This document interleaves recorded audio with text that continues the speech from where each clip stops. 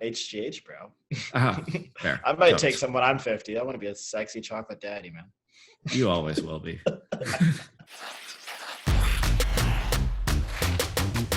And we're back for some Russian figure skating. Because they have pretty much all the figure skating that's going on in the world right now. And so thank you, Motherland, for providing us with some entertainment.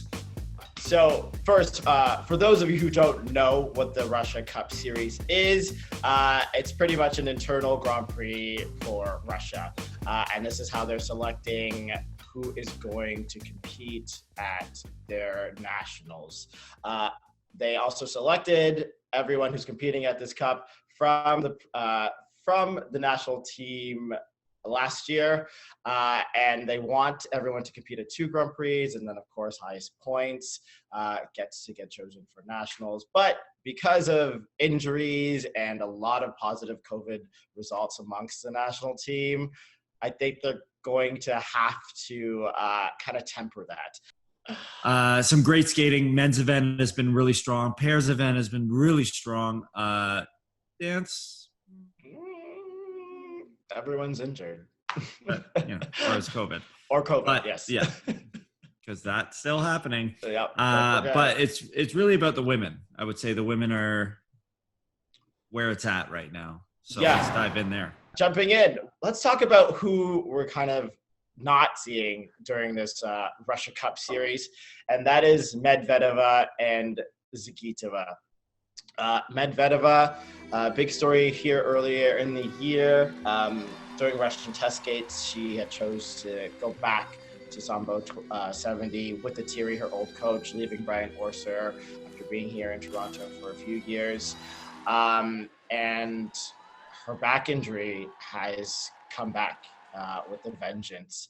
It's pretty much halted her training. She hasn't competed at all. We haven't seen her since the Russian test skates. She's been trying to get injections into her back to help dull the pain, but it doesn't seem to be working at all. So I think her season is over. I don't think she's going to come back. Probably not the season to be injecting into your back anyways. Like, just let yourself kind of heal properly, in my humble opinion. I 100% agree. If you can't do it, I think a pandemic year is a great time to take a step back and let your back heal, because after skating you definitely need that to walk. So I wish her all the best. Next, Zagitova. She is saying, screw it. Nah, I'm good, bro. Pass. I'm gonna not do this. She has opted out of competing this season, and especially going to nationals, and she's focusing on her TV career. Like us, Dylan, Exactly. She's just like 40 years younger. Yeah. But no, she is co-hosting Ice Age, which is kind of like a Dancing with the Stars, but figure skating in Russia, like our Battle of Blades here. And she seems to be really loving that. I think she's co-hosting with Yagudin. Yes, she is. She is. Also, I love that show because it's so overdone. Everyone's like, they actually like have a kiss and cry after they sit. Everyone gets flowers, and you sit with your coach. We don't do that here, like for Battle of Blades, and it's very over the top. No, they just in Canada they just make you stand on the ice to get your marks. Yeah. Feel the embarrassment while your skates are on and on. But yeah, so good luck to her. She seems to be enjoying that. Next, the triple A's: Trusova, Scherbakova, and Kostornaya. It's like seeing the stormtroopers. The stormtrooper. Actually, speaking of stormtroopers, there was a stormtrooper hyping up the crowd during Kostornaya and Trusova's performances. It was actually pretty. And why wouldn't there be? I bet you Plushenko planned that. You can see there's like two guards. One is like doing his job and looking in the crowd. The other guy's just like hyping up everybody and like clapping and dancing. But he looks very protected. The COVID will not get to him. So Scherbakova won both of her stages, stage 1 and stage 3, winning stage 1 by 40 points. She looks good. It's struggling a little bit with the quads, but seeing some training videos very recently, that looks like it's getting back under her. I would say her spins kind of look a little bit lackluster, but She is looking a little bit more refined in her skating. Beautiful lines as always. Exciting to see how she'll do at nationals. But winning both competitions pretty handedly. Kostornaya, big story there is that she went to Plushenko, like Tarasova. She came second to Tarasova at stage 4, although beating her in the short program, even though without a triple axel, which is also very interesting. I have yet to see Kostornaya whip out a triple axel. Maybe she's saving it for stage 5, which is supposed to happen in December. Which is interesting because it looked like she would never miss it. That triple axel was just textbook and like off an assembly line. It was just the same like every single time. So maybe she's growing. Maybe Plushenko's changing the technique a little. But, these people are humans as much as we might think they're not. So it's kind of interesting to see a display of that. What's interesting is that obviously finally Trusova beat Kostornaya here. And I feel like Kostornaya was beating Trusova every competition last season. I don't think she lost to her at all. So I think Trusova is probably a little bit happy about that as well, because she beat her by 20 points at this last event. And Trusova looks in rare form in her free program to Romeo and Juliet, going out and attempting 4 quads, landing 3 of them. One of them was a quad toe backloaded with the Euler triple sow. Her quadlets, bro,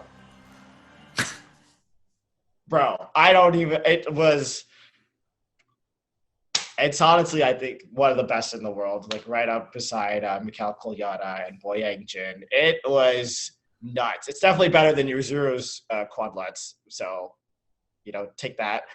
Take that, Yuzu. Take that, Yuzu. They're going to come after us now. And her quad sow, too. I think the best quad sow I've ever seen. She looks like in pinnacle form, which is crazy because, everyone else around the world is finding what? But you know what? I mean, a Russian nationals for these women is basically a world championship. Yeah. So, every time they go up against each other, they're basically like winning worlds. 100%. So I would imagine that desire to skate clean and win is pretty high. And you know what I will say about her skating skills? She looks more polished. She's paying attention more to her arm movements. She's still a little bit of a shaky cross cutter, but I feel her projection and her performance is much bigger than it was last season, and already showing growth in such a short time with Plushenko. The artistry starts with that intention, right? Like you have to see the person trying before you really start to see it make big changes. So, but then also her triple axel is looking more and more consistent, tons of room. So yeah, ladies skating. Quick mention of Elizaveta Tuktamysheva. Really cool. Triple axel looks solid as ever. I like that she's showing her versatility. She's got that maturity that a lot of these young Russian phenoms don't have. But she's sloppy with her spins and her step sequences, which is where she loses actually a lot of her points. So she's got to work on that. She starts to slow down mid-program too. She loses a lot of speed. I liked her Spartacus short program, again, showing us that versatility, and then also her free program with a little bit of Asian, Chinese cultural appropriation. She's got, but again, showing versatility, I guess. But on the back of her costume, she has like a Chinese character, and I wonder what it says. Maybe it says like trash compactor or something. I feel like no one actually knows what any symbol says. It just gets it done. Like terrible tattoos that you find out later. It says, your mom, I don't know. Your mom begs. I'm going to cover mine up here from my 19th birthday. Oh, yeah, you do have one. What's it say, Dylan? Strength and soul. Okay. Are you sure? Yes. You sure? I've cross-checked it. As I said, I'm prone to diarrhea. You should check it out. Well, at least if I'm having some issues, someone will be able to help me. They'll know right away. Yeah. So there's also Kamila Valieva. huge quads, was probably the only one who's going to be able to keep up with Trusova. And also skating to Storm by Eric Radford for her short program. Actually, quite a nice program. She's almost a full package skater is how I would categorize her as. But even all of those, the AAAs, Camilla, Tuktamysheva, there is always a rising star in this country with this depth of fields. And the one that grabbed my attention, although there's many, is Sofia Akatieva. She is a junior, and she is only 13 years old. And if you can go find this, in her latest event at stage 4 in junior, she did not one, but 2 ripping quad toes. Yes, 2 arms over your head. I don't know. I don't know where these girls are coming from. I don't know if they're feeding them. But she also has a wicked triple axel as well. She is a full package. And if she actually competed at the senior event, she would have won the short program.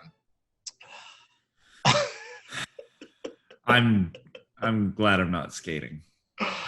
It's kind of crazy to see all these little Russian women live out your biggest skating fantasies, and it's not even good enough for them to win first place often. Well, sometimes. And also to do things that were beyond your skating fantasies. Like I never imagined someone doing a quad toe with their arms over their head, let alone a 13-year-old girl doing it in junior.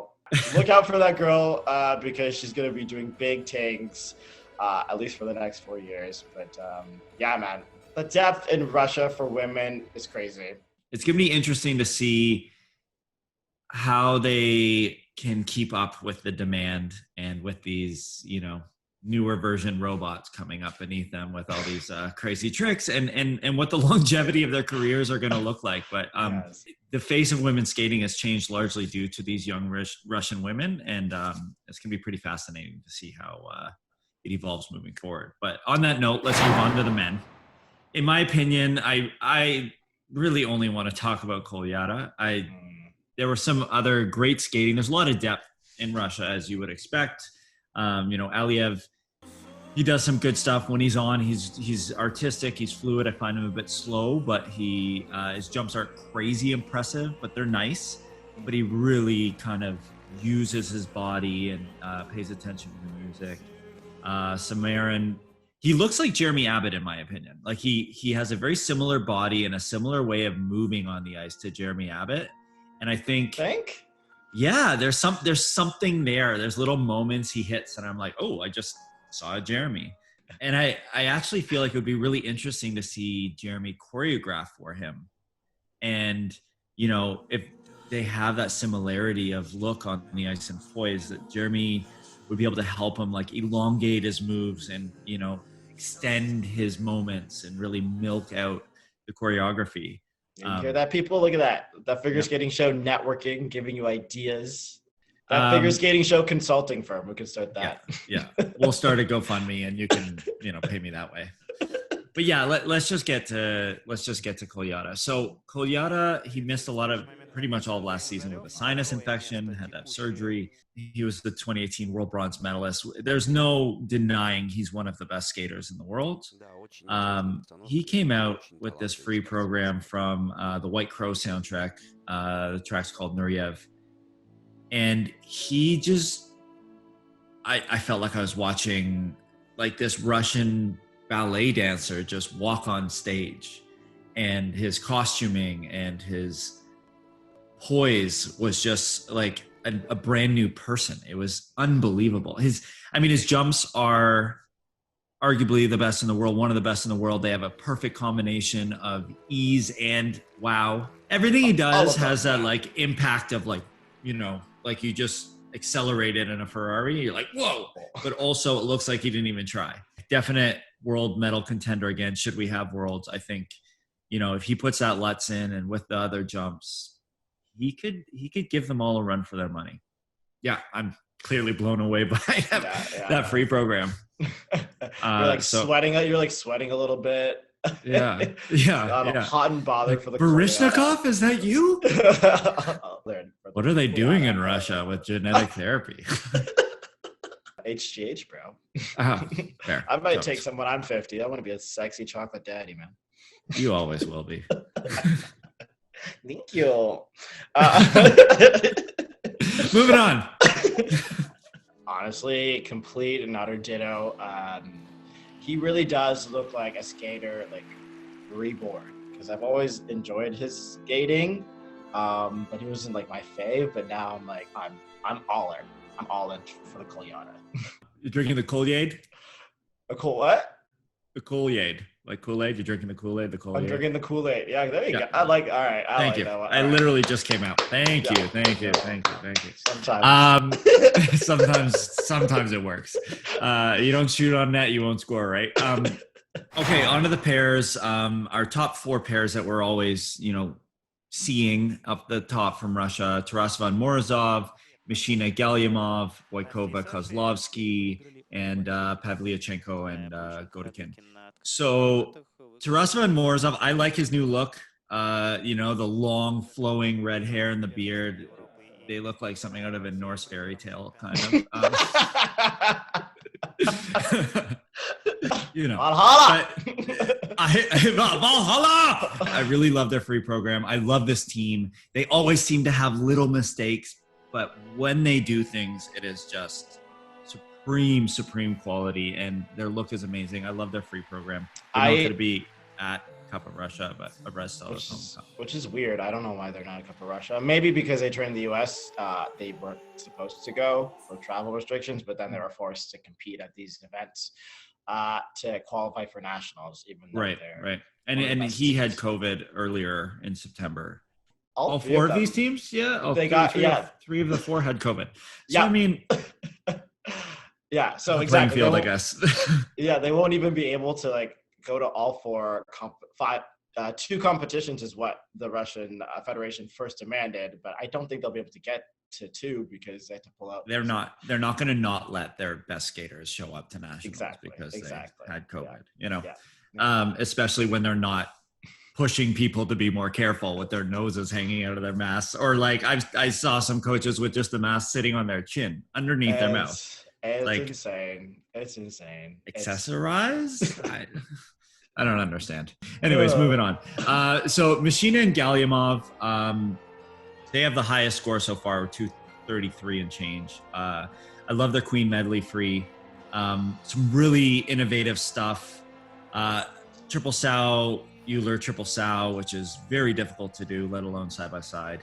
And one thing I kind of felt was weird is the end of their free, they had so much time.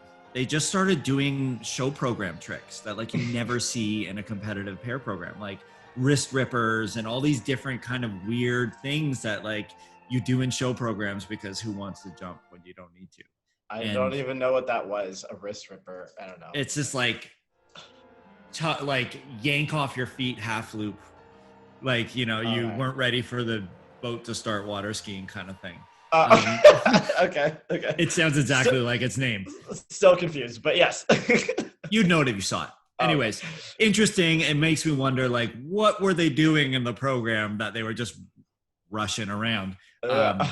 It seemed great. The program was pretty front loaded, but I will say, last year we were okay, they have no transitions. They skate very whatever. The program was full of transitions and all that stuff. Also, he looks really tall and long. Did he grow, or has he always been like that? I don't know. I think he's done something different with his hair, or maybe that's it.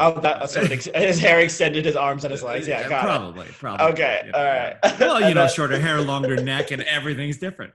Voykova, Kozlovsky. Yeah, Voykova, Kozlovsky, European champions that bond free. I think they look better. They look cleaner. They still look like 2 single skaters to me. Everything they do is good, especially when they do their side-by-side jumps and hold those landings for a full circle. It's very impressive. I still would like to see more connection from them and rapport, because I do feel there's a cold energy between them. I don't feel any kind of strong commitment to each other out there on the ice. So for me, that's something that I think separates pair teams, from good to great, and it's something they should really work on. And then Pavlyuchenko and Kotikin, they're still like, they're a bit messy, but that program is like got everything and the kitchen sink in it. It is so packed. They do a Born and Kratz Hydra Blade where she's off the ice and he's on 1 foot backwards. Side-by-side triple flips, huge throws, huge twists, a ton of innovation on the lifts. You know, they need to keep growing, I think. You know, as the program goes on, I know it's a weird season, but they started to look tired. They started to get a bit sloppy and things started to get a little loose. But I'm super impressed with their growth. Actually, all of these Russian teams. I have to admit, I was a little bit skeptical at first about these young Russian teams just doing things. But you were last season. You were like, man, they can't do ish. Yeah. So you know what? I like to see a pair team at least try and look somewhat like a dance team. Yeah. You know, I like to see that effort, and now I'm starting to see that effort, and all 4 of these teams look super strong. So the Russian pair powerhouse is alive and well. They're coming, looking strong for Worlds, if there is a Worlds, of course. Yeah. Oh, also, we should shout out the death of Igor Moskvin. Did I say his name right? Yes. Yeah, Igor Moskvin, yes. Yeah. He, legendary coach, Tamara Moskvina's husband. Yeah, sad to hear of his passing. He was a very influential coach in the skating world, especially in pairs, and I'm sure he will be missed very dearly by his community. All right, that leaves our last discipline, ice dance. Nothing really here at all. The only notable team is Tiffany Zagorski and Jonathan Guerrero. Again, they're not my team. I watch a lot. Clearly the top teams to compete here. The other 2 top teams of Russia, Bukin, Stepanova, and Sinitsina and Katsalapov did not compete yet. They are slated to compete at Rostelecom Cup. They were supposed to compete during this Russia Cup series. Katsalapov and Sinitsina are out. They did the short dance of stage 2, I believe. She has a nagging knee injury, had to pull out for the free dance. I believe they actually even started the free dance and then just had to stop midway and then just withdraw. We'll see if she even shows up for the Grand Prix. And then Stepanova Bukin, someone within their team, a coach, I believe, tested positive for COVID-19. So they were out of the competition and had to isolate. So the big names weren't there. So there's nothing really to report on Russian ice dance right now. And hopefully we'll see something for the Grand Prix. That's supposed to happen next week. So that's it for our little episode about the Russian figure skating sitch. Thanks for stopping in and catching us. We will be back next week with more content with Rostelecom Cup. As always, subscribe.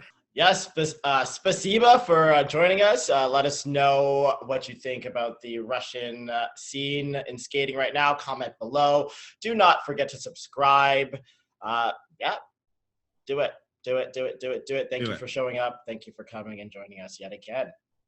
До свидания. Bye-bye.